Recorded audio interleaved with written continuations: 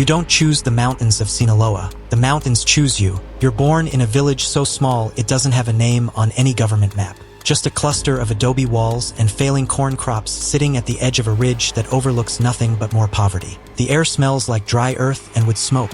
The nearest school is 40 minutes on foot. The nearest hospital is a rumor. Your father is a farmer in the same way a drowning man is a swimmer. He's moving, but he's not going anywhere. Every season, the rain comes late or not at all. Every season, the corn gives less than it promised. Every season, the family eats smaller portions and calls it discipline. By the time you're 7, you've learned things no 7-year-old should know. How to read the sky for rain that won't come. How to track footprints across dry soil. Animal, human, how long ago, how fast they were moving. How to sit completely still on a mountain ridge for 4 hours without making a sound. Because sound in these hills travels further than you think, and not everyone listening is friendly. That last skill is the one that ruins your life. Your father makes a decision the way desperate men always do, quietly at night when he thinks nobody's watching. A representative from the plaza arrives at the farm with an offer. Let them use your land to store product during transit. 1 season. Enough money to cover 3 years of failed harvests. Your father shakes the man's hand before the sentence is finished. You see all of this from the window. You file it away. The military raid comes on a Tuesday morning in October. They burn everything. $500,000 worth of product, gone in 40 minutes of controlled fire. The soldiers don't even stay to watch it finish. They just radio it in and leave. To them, it's a statistic. To the plaza boss,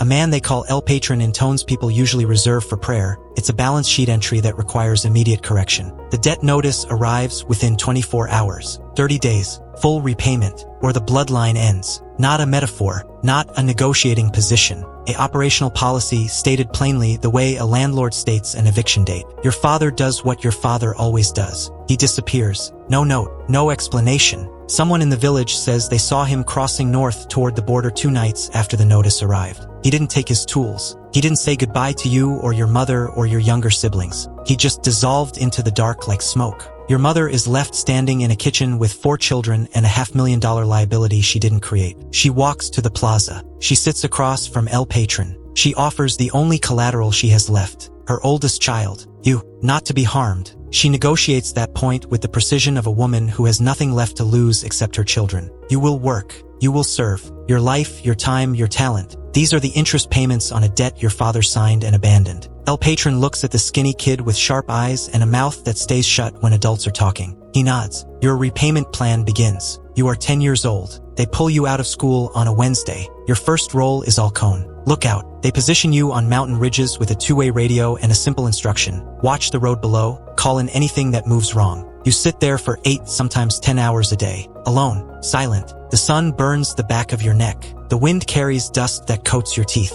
You don't complain because you learned early that complaint is a form of weakness, and weakness in this organization is processed like a bad debt. Your supervisor is a man named El Lobo. He's been with the plaza since before you were born. His face carries a scar that runs from his left ear to the corner of his mouth, the permanent record of a negotiation that went poorly in his younger years. He doesn't talk much, but what he says once. He teaches you the 3 laws of the plaza on your first day. See everything. Say nothing. Never steal a single peso. Not a centavo. Not a cigarette. Not a bottle of water from the supply cache. Because the plaza doesn't punish theft with fines. Punishes theft with examples. You follow the laws without exception. El Lobo notices. He makes a note. By 14, you've been promoted. Junior collector. Your job is to visit people who owe the plaza money and remind them, in terms they'll remember, that the plaza does not forget. Your first case is a local mechanic in a town 30 kilometers down the mountain. He made the catastrophic mistake of repairing trucks that belonged to a rival faction. Not because he supported them, because they paid in cash and he had a sick wife and the medical bills don't care who signs the check. The sicarios who accompany you to his shop are already discussing which tools they'd prefer. They have preferences. They talk about it the way a craftsman talks about his work. You tell them to wait outside. You walk into the shop alone. The mechanic is under a truck when you arrive. He rolls out and sees you, a 14-year-old in a clean shirt, and his face does something complicated. Relief because you're not what he expected. Then confusion for the same reason. You sit on a tire and you open a folder. Inside is not a photograph of his family, not a threatening letter. It's a photocopy of his youngest brother's birth certificate and passport. You explain very calmly that the brother recently enrolled at a university in Culiacan, that he lives in student housing, that he has a morning class schedule that is very predictable, that predictable schedules in this region are a dangerous luxury. You don't say you'll hurt him. You just discuss how unpredictable life can be for young men in university cities. The mechanic pays in full before you finish the sentence. You walk out of that shop and you understand something the sicarios with their tools will never understand. Physical pain has a limit. The human body shuts down, passes out, stops processing. But the mind keeps running long after the body has given up. Leverage and isolation don't knock a man unconscious. They keep him awake at 3 a.m., staring at the ceiling, calculating every possible outcome and finding no exit. That's not cruelty. That's architecture. By 18, you are not a person anymore. You're a story people tell in the wrong tone of voice. El Fantasma, the ghost. The name arrives the way all nicknames do in this world, not because you asked for it, but because you earned it in a way that couldn't be described any other way. You don't break down doors. You don't send threatening messages. You don't announce yourself. You map. Every target gets a full cartography of their life before you make a single move. Family tree going back 2 generations. Daily routine, what time they leave, what route they take, where their children go to school, which priest they confess to on Sundays. Bank transfer patterns. Outstanding loans. Side relationships they think nobody knows about. You build a complete picture of a human life, and then you find the single thread that, if pulled, unravels everything. Your signature move becomes something they call the silent visit. You enter a target's home in the night while they sleep. You don't touch them. You don't take anything. You leave one bullet on the kitchen table, just one, and you disappear before dawn. The target wakes up to make coffee and finds it there. A single piece of metal on their kitchen table, in a home they locked, in a neighborhood they thought was safe. They never know when you came in. They never know if you'll come back. And the not knowing, that's the instrument. Fear that you can see and name and fight is manageable. Fear that sits in your kitchen and waits for you to find it in the morning is something else entirely. It gets into the walls. It gets into the air. It gets into every locked door and every dark hallway, and it whispers the same question on a loop. When? You never answer. That's the point. At 21, El Patron hands you the case that is either a promotion or a death sentence, depending on how it ends. $2.5 million. Missing from a plaza account that was running through municipal development contracts. The man at the center of it is the mayor of a border town. He has 12 armed guards, a chief of staff, a press secretary, and enough political insulation to survive a direct investigation from Mexico City. He thinks his infrastructure makes him safe. Everyone thinks their infrastructure makes them safe. You don't approach his office. You don't place calls. You spend 3 weeks doing what you do, mapping. And what you find is extraordinary in its ordinariness. Every powerful man has the same vulnerabilities. They just package them differently. The mayor has an offshore account in the Cayman Islands that his wife doesn't know about. He has a second family, a woman and 2 daughters, living in an apartment in a city 4 hours away. His eldest daughter from his legitimate family is applying to medical school in Spain, where any hint of association with cartel finance would permanently close that door. You compile everything. You request a meeting at a restaurant he frequents. Neutral ground. He arrives with 4 bodyguards. You arrive with a folder and a glass of water. You slide the folder across the table without opening it. You tell him it's a comprehensive audit of his financial exposure. You explain that the plaza values its partnerships and prefers collaborative resolutions. You suggest he sign a series of city development contracts over to plaza front companies. Existing funds, missing funds, all of it restructured as a business arrangement. If he agrees, the folder stays closed. If he doesn't, it opens, and the contents reach his wife, his daughter's admissions board,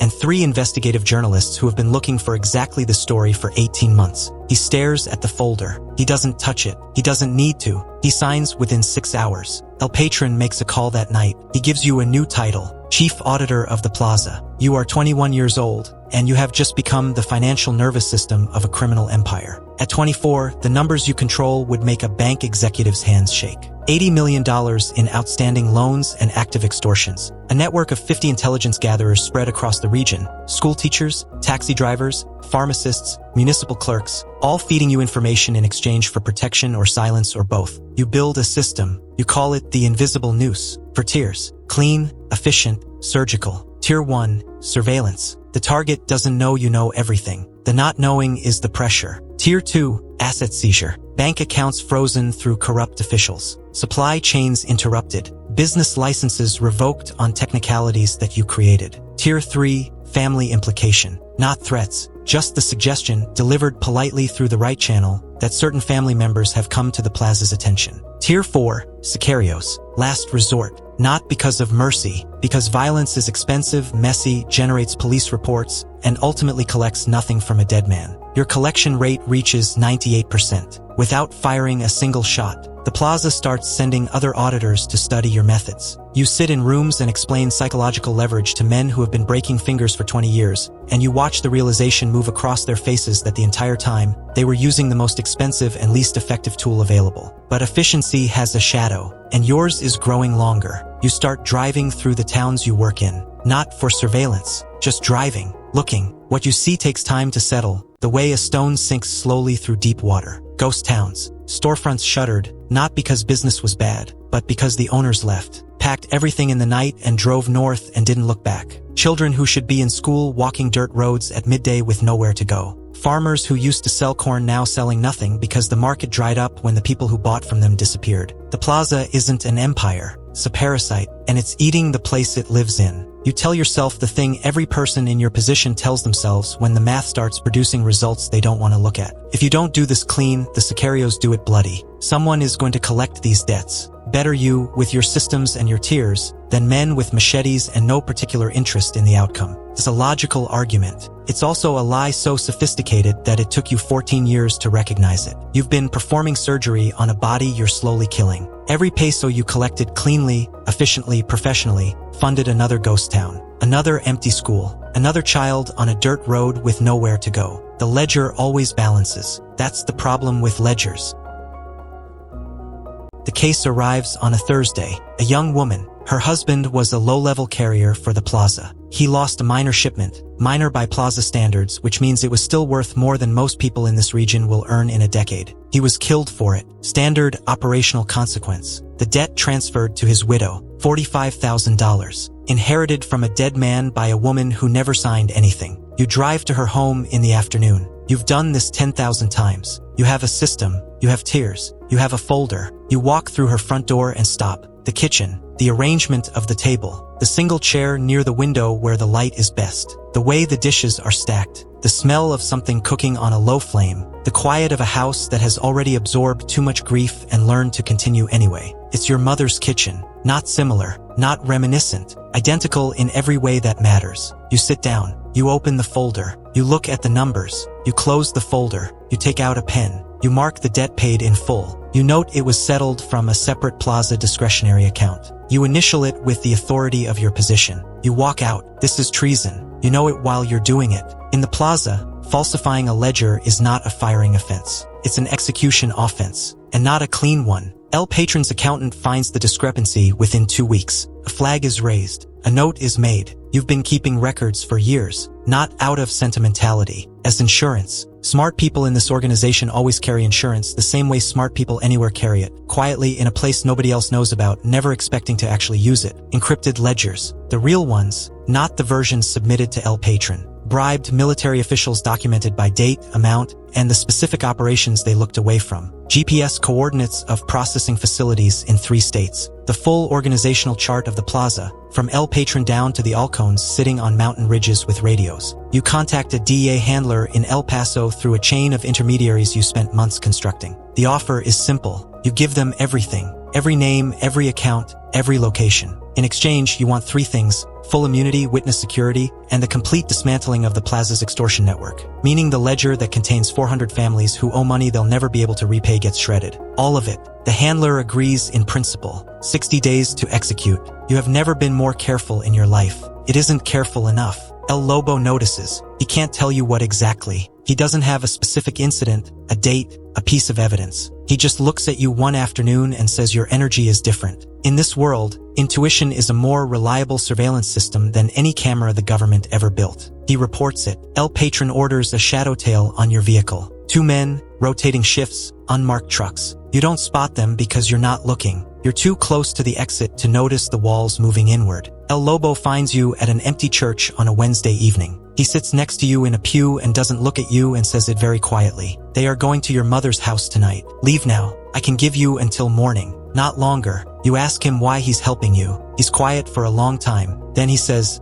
I pulled a smart kid off a mountain ridge and taught him how to destroy people. I'm not going to watch them finish the job. He doesn't look at you. He gets up and walks out. You sit in that empty church for 30 seconds. Then you move. The safe house is a 40-minute drive. You make it in 22. The encrypted drives are in a false panel behind the water heater, 4 of them, taped in plastic, containing everything the DEA needs and everything the plaza would burn the state down to recover. You're reaching for the first drive when the front gate goes. Not a knock, not a shout. The gate goes. 3 Zeta mercenaries. The plaza doesn't send its own people for this kind of work. It contracts it out because contractors don't have loyalties that can be leveraged later. You don't run out the front. You open the gas line in the kitchen. You give it 90 seconds. The distraction buys you 4 minutes. 4 minutes is enough. You drop into the tunnel entrance beneath the supply room floor, a passage you helped design 3 years ago as a logistics route for moving product north. You know every turn, every branch, every section where the ceiling drops low enough to require crawling. You navigate it in pitch black, not with a light, with your hands and your memory and the survival instincts of a child who spent years reading terrain in the dark. You emerge on the other side of the border at 4 a.m.